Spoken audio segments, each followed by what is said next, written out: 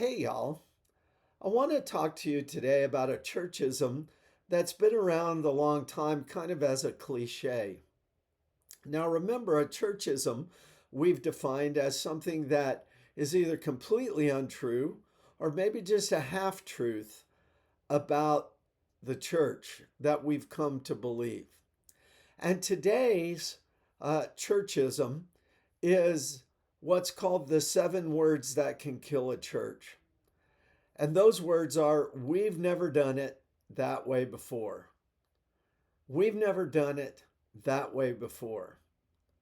When we come to the bottom line of this, it shows that we have an unbiblical view of a lot of things concerning the church. The first one is that we have an unbiblical view of change. As Christians, we live a life of transformation. We're no longer the person that we were before, and we are called to change.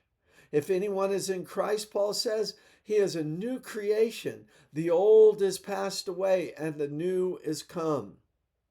That we are called to a life of change. But in the last 35 years or so of being in the ministry, what I've come to see is not only are Christians often opposed to change, but they're downright afraid of change, which doesn't really make much sense when we think about it, when we're actually called to a life of transformation.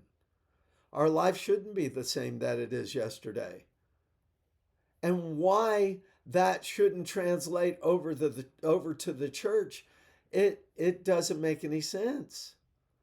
Of course, if we're all being changed, then the church will change as well because we are the church.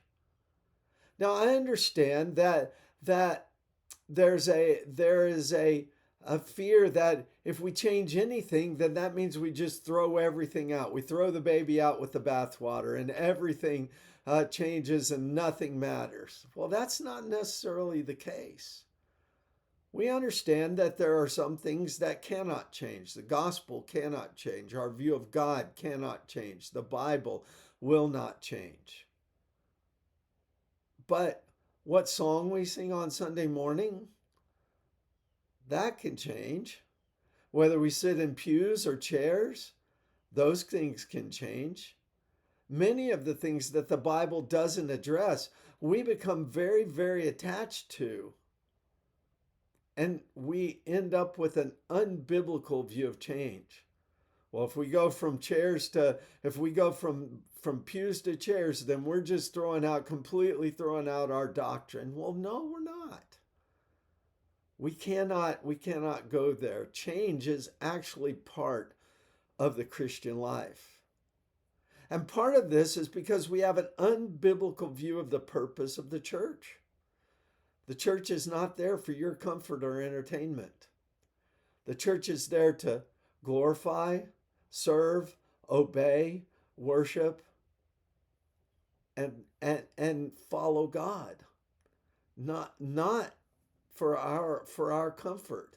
In fact, when the church is doing its job, when we are doing our job as a church, a lot of times we'll be very uncomfortable because we're doing things that we're not strong at.